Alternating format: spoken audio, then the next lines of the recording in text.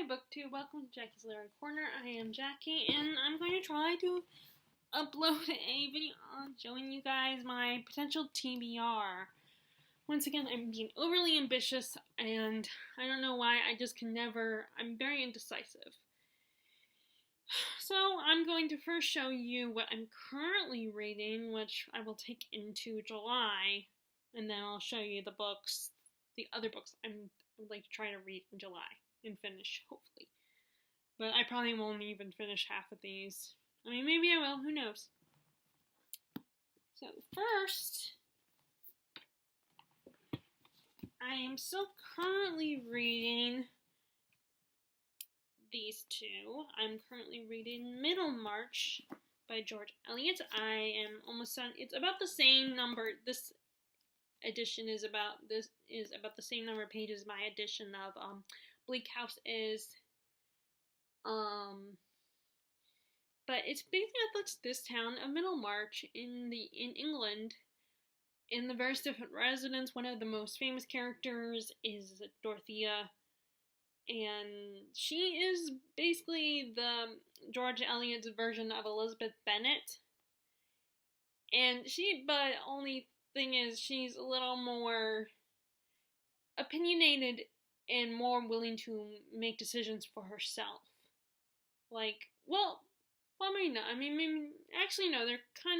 She's more aggressive with her decision making. And she chooses to marry this man, Mr. Casaubon, who is a man of the church, who she believes is perfect for her because they're equals in intelligence. They could have these very deep conversations about books and religion and politics. But then, unfortunately, when she gets married, she learns right away that she made a bad decision, and as everyone else believed. And he's kind of a jerk, and he doesn't take her seriously. He's very disrespectful to her, and you feel so bad for her. And then her sister, whose name escapes me, marries the other gentleman who wanted to marry Dorothea, Sir James Chapman. And so far, it's going pretty good for them. But I don't know what's going to happen, because I believe there's only really one, from what I've heard. I got a little spoiled a little bit and heard there's really only one couple that's actually happy in the story that ends up, and I don't know who that's going to be. And then we also have Dr. Lydgate, who he is practicing using these controversial methods that a lot of people in the town talk about, and they're like, we don't like what he's doing, we're not sure about it. And then he's also being friends with someone that people in the town don't like either, that they don't trust. And then of course we have the Vinceys. I think Rosamund and Fred are the brother and sister. And I want to say she's the one who marries Lydgate, Dr. Lydgate. And then Fred, he's having a lot of financial struggles, and he thought he was going to get an inheritance when, I don't know if it was his grandfather or his father died, and he assumed that he was going to get the inheritance, but then there were two wills. One of them said he was going to get the inheritance, but then the other will said he wasn't. And the money was going to go to this stranger that just shows up. But so far, it's really interesting, and it's probably not everybody's cup of tea, because not a lot happens. I feel like Dickens novels have more action than this one. It's more about the dramas of life and these people's lives. But it is really good, and I just love reading. I love the writing style of these classics. I don't know why, I just fall in love with the writing style. So I am on page... I want to say part 3, and the chapters are in Roman numerals, so I always have to look up that on Google and see what each Roman numeral is. But I'm on page 431, and like I said, I think there's about the same number of pages that my copy of Bleak House had, so I think it's in the 800 page mark. It might be a little shorter, because I might be counting all the extra stuff, like the acknowledgments of appendices and all that kind of stuff. So I'm going to, I feel like I want to get this one finished before I jump into another classic, which I kind of already did, but I didn't get very far in it. So I'm currently reading that one, and then I'm also finally started to read Skyward by Brandon Sanderson. And this, in case you've been living under a rock, most people who are into sci-fi and fantasy and probably have heard about this series or trilogy. I think it's a trilogy. Actually, it might be a 4-book series, but set in a world where the people of Earth live in space on the planet, have colonized these various planets, and they have an enemy called the Krell. And the people of the planet where our main character lives, they have people that are pilots that will fight off the Krell, and it is a big deal. They are respected and honored. And our main character, Spencer, her father was a pilot, but he did something that made him develop to where he went from being respected and loved to developing a reputation as a coward. And Spencer has to live with that reputation. So now everyone assumes that she is just like her father. She's a coward.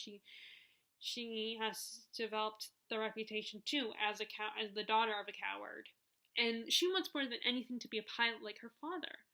But because of his reputation, people say, you're never going to be a pilot, you'll just be like your dad, which I personally think is really stupid, but we wouldn't have the conflict if people were smart. And, but by chance, she meets someone that knew her father, and he is not as, judgmental or as ignorant as everybody else, and he says, I can help you, I will let you join and become one of my students.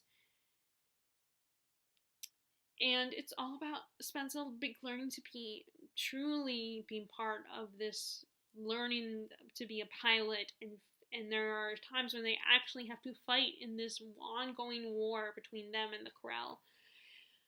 It is really good and very entertaining and fun, and I like this kind of science fiction, the lower science fiction that's less technical and less sciencey.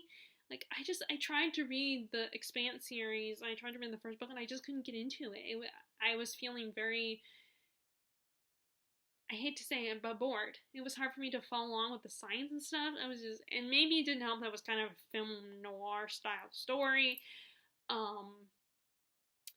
But I really enjoyed this one. Now, the writing does feel very YA, very juvenile, maybe even a little bit of the younger end of YA, but it's still really good and still very entertaining. It has still a signature Brandon Sanderson elements to it.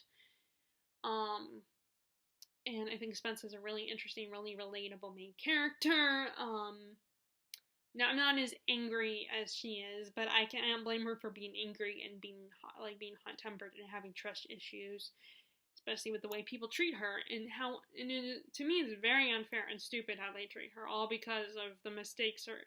She is not her father, and they don't know what happened, so what right do they have to assume? And it always bugged me in stories about war, when people, if someone can't handle or runs, how dare they? They're a coward. What's wrong with them? Now, I think there are certain situations that, there's certain situations where I do call, I think certain things are cowardly. But when it comes to war, you're fighting the enemy, you could die. You're leaving your family behind. And you don't know what's going to happen, and you don't know if you're going to freeze up because you're human.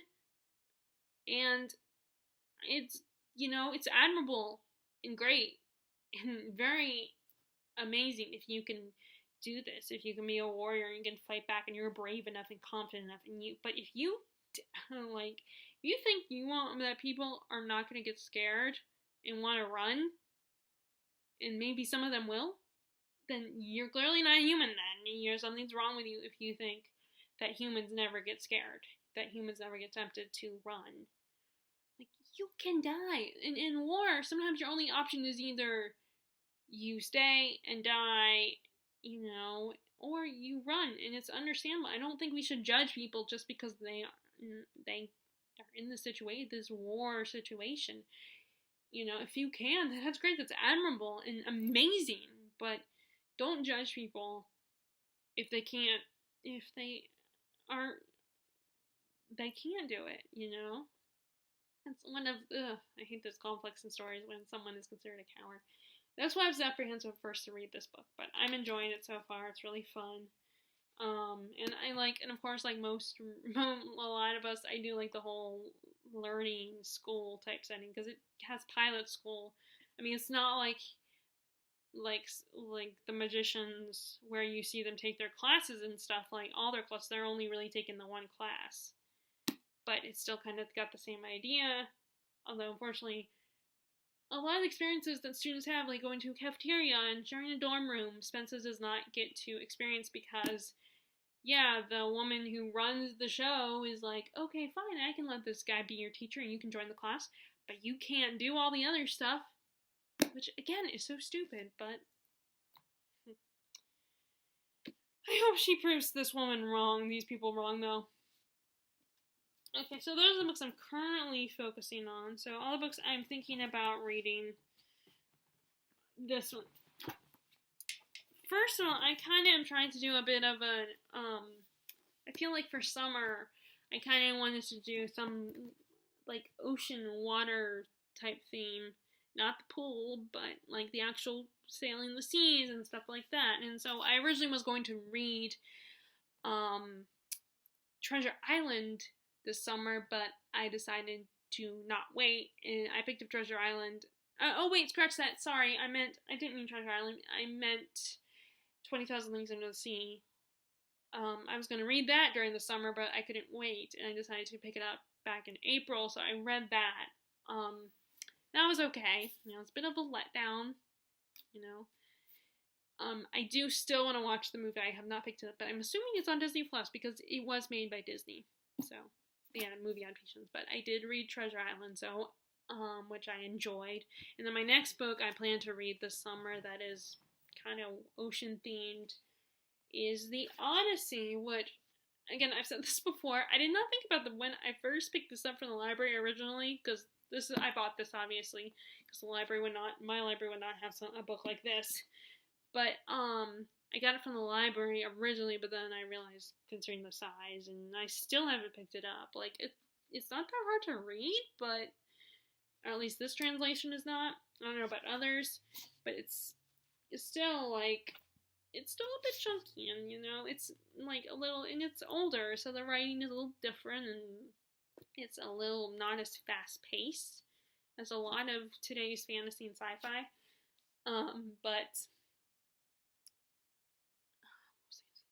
But I did not think about the fact that that the Iliad probably should be read first. So I still have not read the Iliad, but I do have a copy of it. And my copy of Iliad, my edition of Iliad, looks like epic. One, it's supposed to be an epic poem, while this one does not look like an epic poem. It looks like this is all the. It actually looks like a novel. Which, it's funny, it's written like, it looks like a novel. Like a, you know, plastic thing. You know? It looks similar to this. The writing of this. You know, it does not look like a poem, which surprised me. But that definitely made it a little bit easier to read. I mean, it still has a very unique, it feels like I'm reading a fairy tale almost, when I read this. But the last thing I stopped at the chapter where Odysseus meets Circe the witch, which Madeline Miller's book is about this Circe and her origin story. Which I like how a lot of authors today, especially female authors, are taking these characters, either that are women or on the LGBTQ spectrum, or characters that might have been perceived as being on the LGBTQ spectrum, like Achilles and Patroclus, with their friendship. There's these theories about them being lovers, or at least Patroclus being in love with Achilles, possibly. I don't know the whole story, but I think that's what Song of Achilles is based around that whole theory of them actually being in love with each other. And I'm still thinking one day I might buy that, or I might buy that when they give that another shot and actually buy it, because I did like Cersei. But yeah. So I'm really liking this, but it is very male-oriented, more male characters than female characters, but I feel like that's what you get with classics unless you read ones written by female authors. I mean, there are some male authors that are a little bit nicer to female characters from back then, but like Dickens' female characters over time did get a little bit better and a little less swoony and like, oh, I'm just here for emotional support. But yeah, I love these cloth-bound editions. I really like them, and I want to get more of these. I just haven't gotten them yet. I also want to get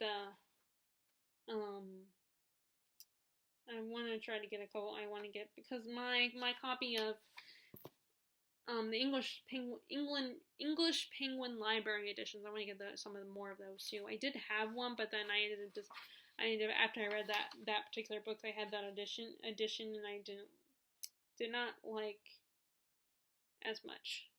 I mean, I thought the novels okay, but that was, by the way, that was Dickens' Hard Times. But I love these editions, so I'm gonna read that one for the summer.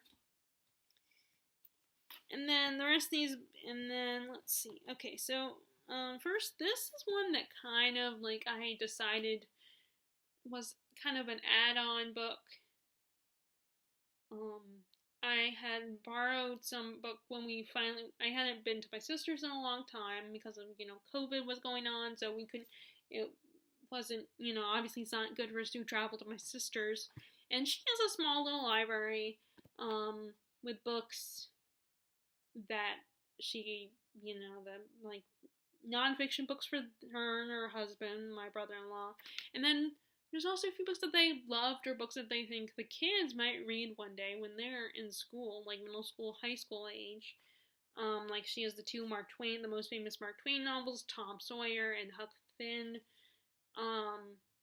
And she also has some Ayn Rand books, which I've heard a lot of mixed opinions about Ayn Rand. And I just decided I was gonna check her out. The two books that she has are this one, Anthem, and then she also has, I forget what it's called, The Fountainhead. And this kind of going on the back of this, it kind of reminded me a little bit of 1984 or Fahrenheit 451, all those dystopians, particularly the older dystopians, before dystopian was a popular genre,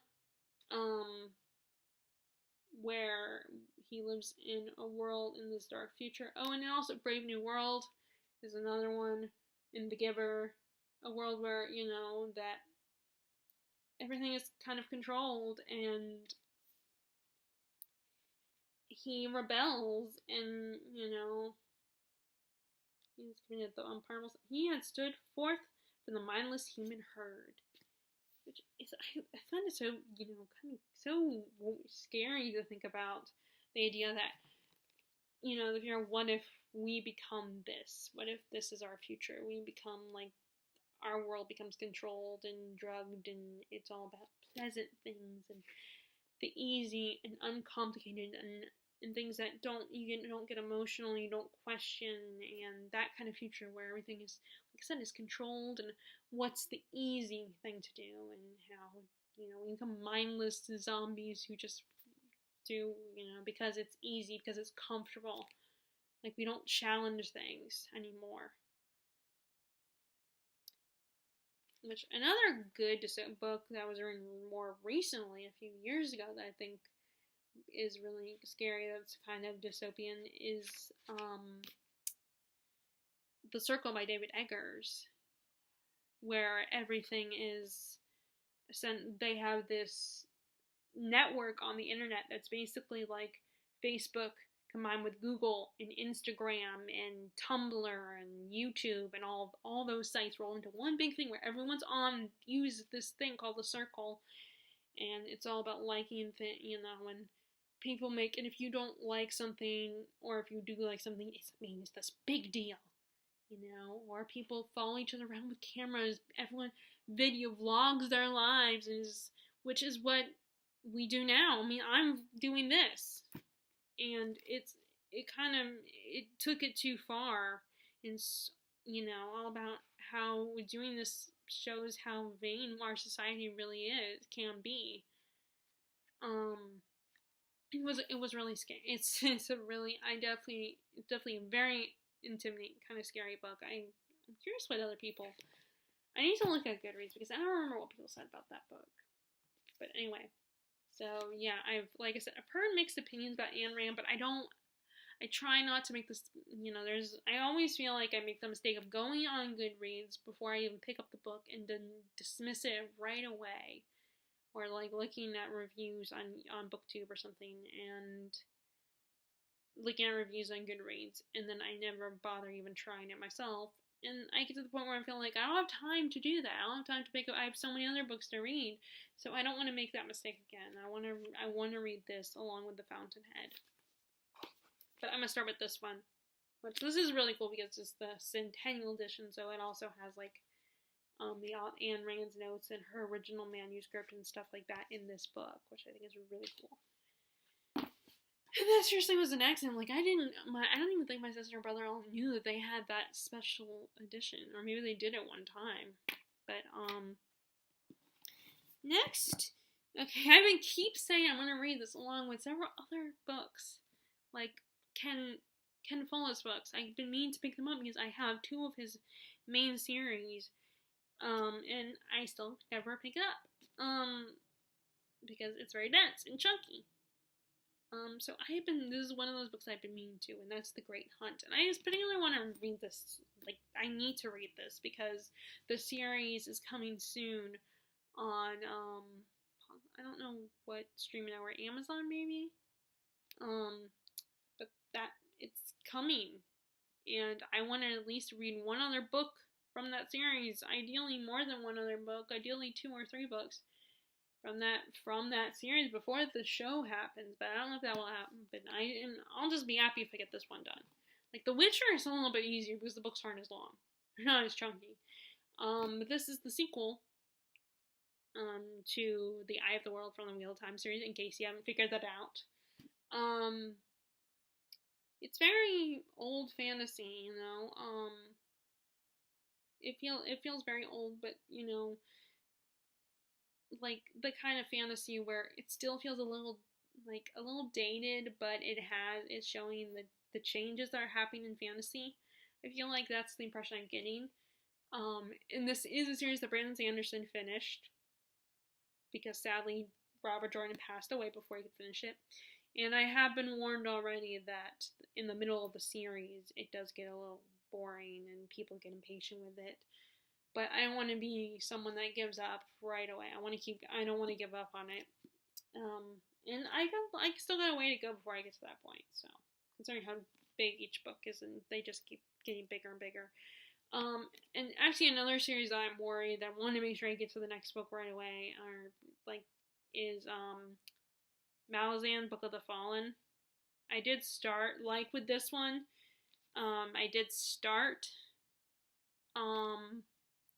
Dead House Gates, which is the second book, and I'm liking it so far, but I kept putting it down, and I haven't picked it up. But I figured I need to get to this one first, because it's like I said, this TV series is gonna be on one of the streaming networks soon, so I want to get at least one other book read from the series before I start watching the show. Which, I mean, once it's on streaming networks, granted, I can watch it whenever I want to watch it, but of course we always try to, I try to watch them when they premiere. Like, I've been doing them with the Disney Plus shows, and I did that with HBO's, which actually, that reminds me, I'll have to check and see if Historic Materials is on HBO Max, because that was another series that, even though I was, like, okay about the trilogy, I still wanted to get into the show, and I did watch the first season, and I thought, it was really good. It was just, for some reason, I, got sidetracked.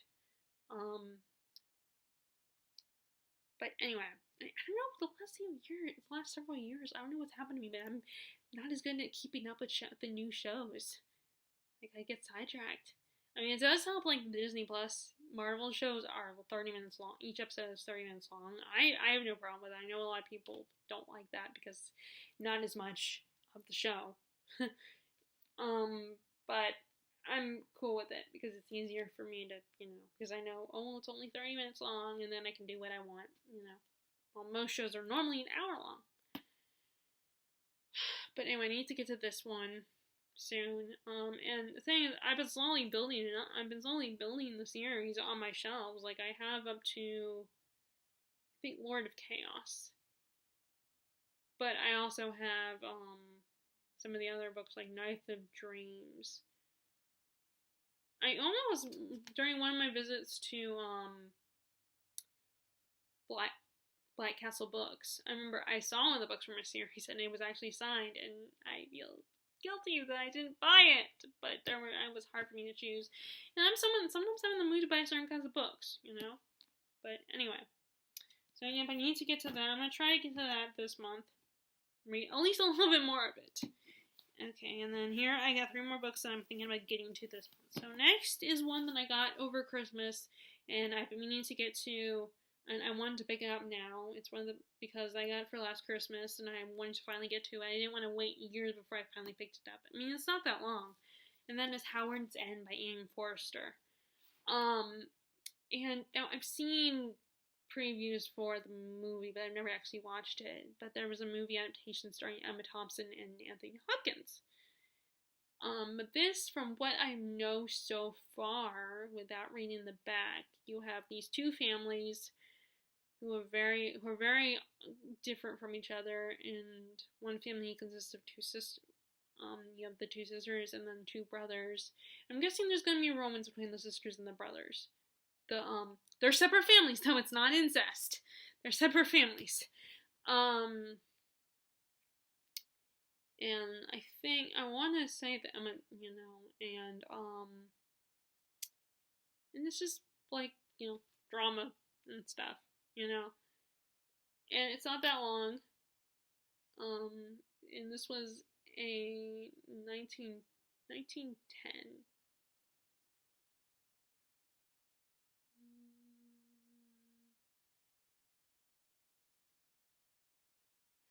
So, the family patriarch dies, leaving the family home, Howard's End, to the 2 sisters. But it results in a crisis between the 2 different families. And apparently it takes years to resolve, of course. It takes years to resolve. I just, in one of the short stories in Three Simple Men and Other Folktales by Tolstoy, originally by Tolstoy, actually retold originally by Tolstoy, there was one fairy tale where 2 feuding families, and because of a misunderstanding, and the whole message of how one little, like a stupid little misunderstanding that results in anger will make, how that's not good, and how it's, it's a stupid reason to let this get in the way of a great friendship. But, so, yep, I'm gonna read this, and I love these. I know not everybody loves it, and it's not like they're super pretty or anything, but I like these Barnes & Noble where each one is a different color, so, which I know I've said that a million times, but I just really love them. I love collecting them. So, I'm wanting to get to that soon. And then the last 2, one of them is another situation where I got it. I originally was going to listen to the audiobook on Libby, but then it's a bit of a long one, so I was like, and I only have a week, so it's like, you know what, I'm just going to return this to Libby, and then maybe one day I'll buy it, and I finally bought it, and that is Strange Dreamer by Laini Taylor. Now, I have not read her other series, her most well-known one in the YA, amongst YA readers. I cannot think of what it's called, but I really liked this one, and I like the narrator of the audiobook in a very nice, soothing voice. There's something about British voices that I really like listening to. But, it's about our main character, Laszlo Strange, and he is a librarian who is obsessed with this mysterious city of Weep, which everybody has forgotten. They only know it as Weep, but it was something different a long time ago, or something happened years and years ago, which resulted in everyone's memories being erased of what the city truly was. And Laszlo is in love with the city, he's obsessed with it, and one day he gets the opportunity to go and help the city of Weep and see it for himself for real. This is first, I love Laszlo's character when I've read of him so far. He is adorable. He's someone that I would definitely date in real life, he's such a sweetie, and he's also book smart, which that really helps, and he is really so passionate about this, and I believe there is going to be a romance. A lot of people say it's a bit of an insta-lovey romance, so I don't know, but so far the characters are really intriguing and interesting. There's already one character that I hate, I want to punch in the face, and there's one character that I'm terrified that I hate, she's creepy, but, she's a really good antagonistic character so far. And the other guy, I just hate him. As of, I'm on chapter 6 right now, I think, I ended up restarting the whole thing from the beginning, because it had been a while since where Laszlo I think he's already gone. I think he's already on his way to go to the city, I believe. Or maybe not, or maybe this is the part when the guy kind of tries to pass off the knowledge he learns as his own. He tries to help this one guy because there's to get the opportunity to go to Weep and help them. There's this information this one particular character needs, the character whose face I want to punch, and Laszlo figures it out and tells him about it, and then of course the character passes off as something he found out, but then from I remember listening to the audiobook, Laszlo gets lucky and he's able to stand up for himself, and I love Laszlo. He's such a sweetie. But anyway, so in this cover, I remember I think this is the UK hardback edition cover, I think. Yeah, because I think ours is that one, our hardback one. And I can see why people love this one, but better. But anyway, and then the last book is, originally my plan was going to be to read Firestarter by Stephen King, but I decided to take that for August instead, because I don't know, the fact that it's about a pyrokinetic kind of made me feel like it fits summer a little bit, because summer is always so hot. But I decided instead to read one of the books I bought recently by King, and that is Lissy's Story, because this is actually going to be adapted, I think, for a streaming network. I don't know if it's going to be a movie or a mini-series or a regular TV series for a streaming network. But this is about a woman who, she had lost her husband 2 years ago, and she's still grieving the loss. But then her husband got mixed up in something, and she ends up deciding to get involved with it.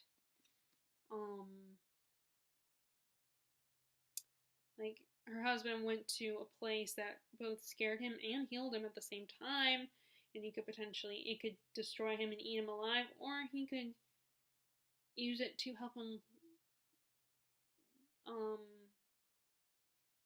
to live his life. But yeah, I figured it was going to be adapted, so I figured why not go check it out. And it's not as long as Under the Dome, which is super long. I did start reading that one. That's the thing about King, is a lot of his books are super long. It's just like with Brandon Sanderson. Okay, so that is what I'm going to be reading, or at least potentially reading, in July. I would love to know what you guys are potentially going to read in July. I hope your reading is still going well. I know back when this whole pandemic started, there were people that were struggling with their reading, so I hope everyone's back on track and they're doing well with their reading. I hope you're all staying safe and taking care of yourselves and still being considerate of everyone. It's like, again, we're not out of the woods yet. We're getting there. We're on the way out, but I think it's still not 100% okay for us. Like, I know people like my mom, who's a nurse, are still apprehensive about because here in our state we don't have to. The governor has said, as long as you've got the vaccine shots, then you don't have to wear the mask. But so anyway, if you guys like this video, be sure to give it a thumbs up. Click subscribe if you haven't already. Click the bell notification below to see if you want to see when I post new videos. And I will talk to you all later. All right, bye.